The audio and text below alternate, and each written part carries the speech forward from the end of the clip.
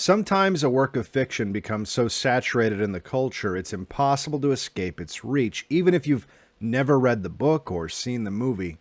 It's referenced so repeatedly in the synthetic pop culture that comes from this handful of people in Los Angeles and New York that have dictated what's popular to the American people for so long that whether you like it or not, you understand the reference. And it's stored inside your mind and then recalled again and again and again, each time it's mentioned by these same people. A perfect example of this is the feminist fiction The Stepford Wives, written by Ira Levin and released in 1972. Ira Levin was the son of a wealthy Jewish toy importer and grew up in Manhattan. He was also the author of Rosemary's Baby, a book about a satanic cult that kills babies and is hell-bent on protecting the Antichrist, all set in Manhattan. This book was also turned into a film directed by fellow Jew and convicted pedophile Roman Polanski in 1968. And Rosemary's Baby is also interpreted by many as being a feminist horror film, much like The Stepford Wives is. But while The Stepford Wives demonizes life as a housewife, Rosemary's Baby demonizes motherhood. But we'll talk about that maybe some other day. Today, we're going to examine the 1975 version of the film The Stepford Wives, directed by Brian Forbes, adapted from Ira Levin's book by William Goldman, and starring Catherine Ross. The Stepford Wives opens with a shot of an unhappy and isolated woman. Everything about her just radiates dissatisfaction and unhappiness. This is a reoccurring theme in Levin's books, and in feminist fiction just in general from the 70s. The protagonist is always a dissatisfied woman who wants more out of life and could have more if it weren't for the men in her life preventing her from reaching her full potential. Books and films like this littered the bookshelves in theaters all throughout the 70s. It was a constant stream of heavy-handed signaling focused and directed at the minds of young baby boomer women, telling them there's more to life than just raising a family. There's more to life than being a good wife and homemaker. Even if you don't know it yet, you're being held back. Ever feel sad, they would ask these women, who, like all humans, have experienced times when they're sad. Well, that's why, the voice would whisper.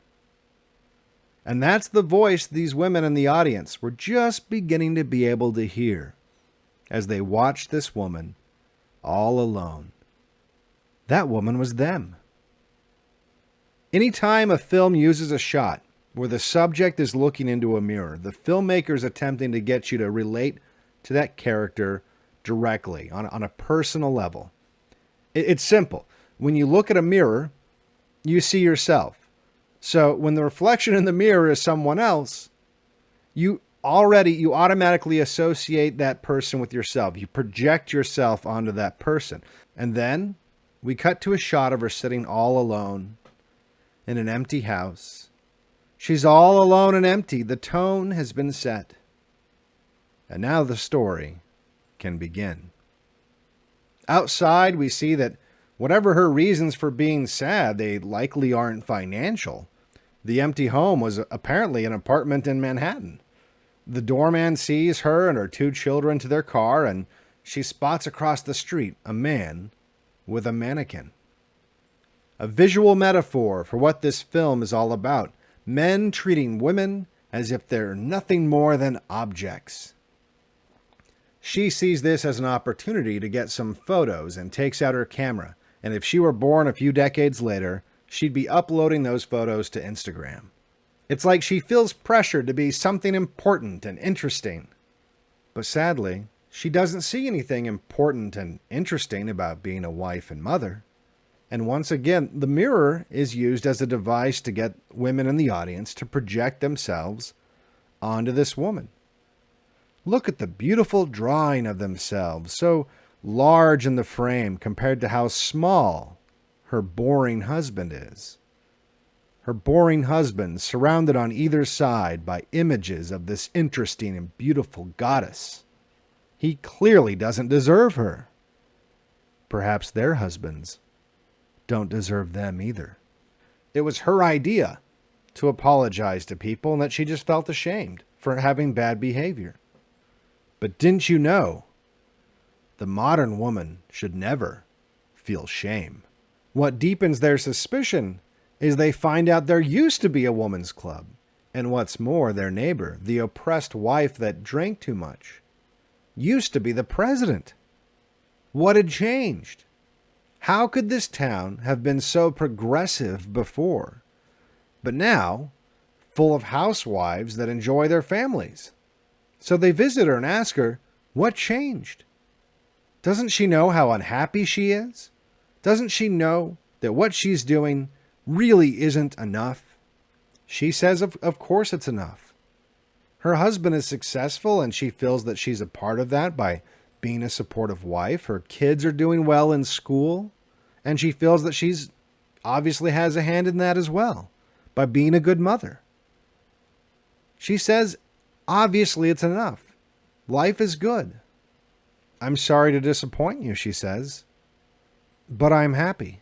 And that really says it all, doesn't it? The progressive movement can only operate when people are unhappy. That's why books and films like this had to be produced in the first place. Women had to be told over and over and over again how unhappy they were being wives and mothers, because without a problem, they didn't need a solution that could never and would never solve the problems it created. Women are more miserable now than they've ever been. So much so that looking back at this film just made 45 years ago that attempts to depict the lives of these housewives as some kind of living hell, instead looks like a paradise in comparison to what the lives of the modern woman looks like today. And in fact, even the audience of 1975 had to at least have some kind of inkling of this, because one of the characters after this visit even says out loud, maybe we're the crazy ones. Because the audience in 1975 would have to wonder what could be so terrible about this life these happy women are leading. But Joanna's convinced that she's right. There is more to life. She is a modern and exciting woman, a photographer that the world should respect, but something is wrong. She's not dressed like and isn't complaining about her life. Her kitchen is clean, and she's wearing makeup. Something is wrong. And I'm not editorializing here. These are really the reasons that she thinks her friend has gone crazy. Her friend says that she had a change of heart, that she decided it wasn't fair that while her husband worked all day, she just drank wine and complained about life. She decided that she didn't like that her husband had to come home to a dirty house because she had just been slacking off all day. Joanna tells her that whatever is changing the women in the town is changing her. Her friend explains that nothing has happened to her. She just wants to look like a woman and keep her house looking decent for her family. That's really what she says. And these simple, basic norms, for centuries, they're completely normal thoughts. The desire to be feminine and to keep up her home sounds so crazy to the progressive feminist Joanne. She has a complete mental breakdown and almost runs over some school children and crashes her car because her friend wants to look like a woman, have a clean house, and have respect for her husband. Once there, she finds the president of the club, the evil patriarchy incarnate. And that's when she discovers the true secret behind the women of Stepford. The men have been replacing the women with robots. That explains everything. The happy wives and mothers in their safe community, they were just robots. You don't want to be a robot, do you? That's right. If you enjoy being a mother or a good wife who cares about her husband's happiness and the state of your home, you must be a goddamn robot. You're not happy. You've just been programmed to think you are by the men.